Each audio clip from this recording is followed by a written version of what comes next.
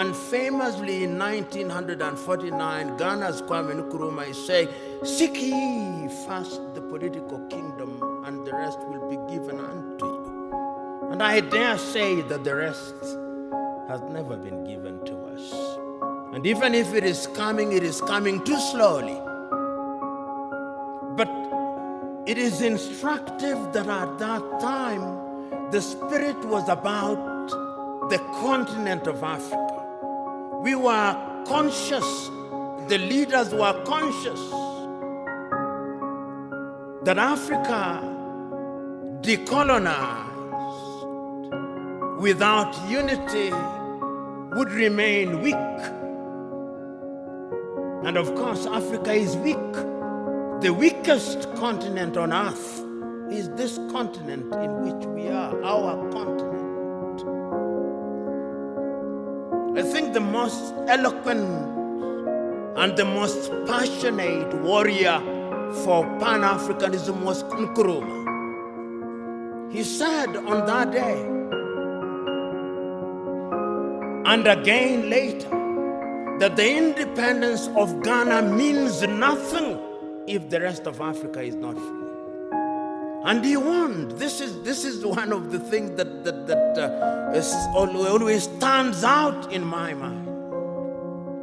That Nkrumah, of all leaders at that time, was able to see that if we were not united, we would go nowhere. So in 1958, he summons a meeting in Accra, Ghana, of the then independent African countries and tells them, if we don't unite now, the neo-colonialist is going to ensure that we remain disunited and we remain small, and they are going to ensure that the neo-colonial project continues. An African Union. That is Kwame Nkrumah. Nobody listened to him. We ended up with the OAU. And the story of the OAU can be told and retold. Some say that it was a toothless bulldog. Others say that it was not even a dog. But whatever it was, it cannot be denied that it made a contribution to the process of decolonization of the continent in many ways. The fears of Kwame Nkrumah that if we were not united, we would have problems started haunting us. He said that if we are not united in the Pan-African spirit, what is going to happen is that the imperialist is going to control us.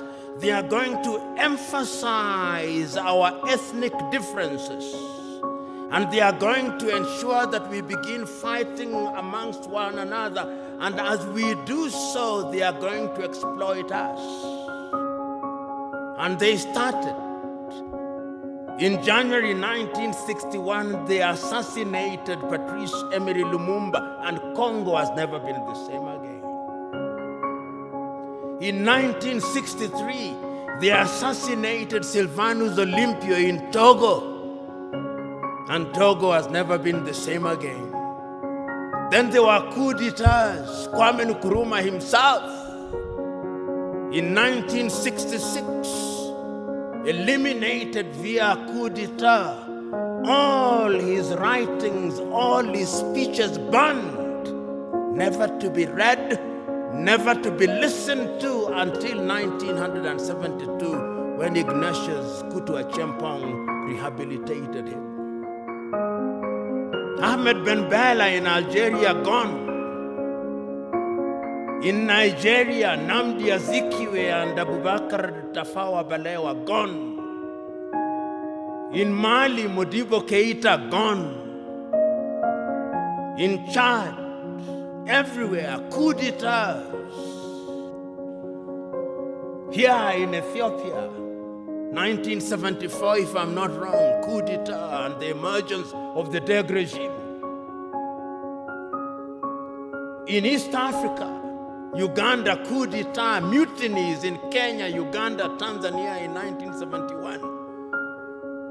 There is no meaningful production of pharmaceutical products in Africa. And if there was any doubt, COVID exposed it.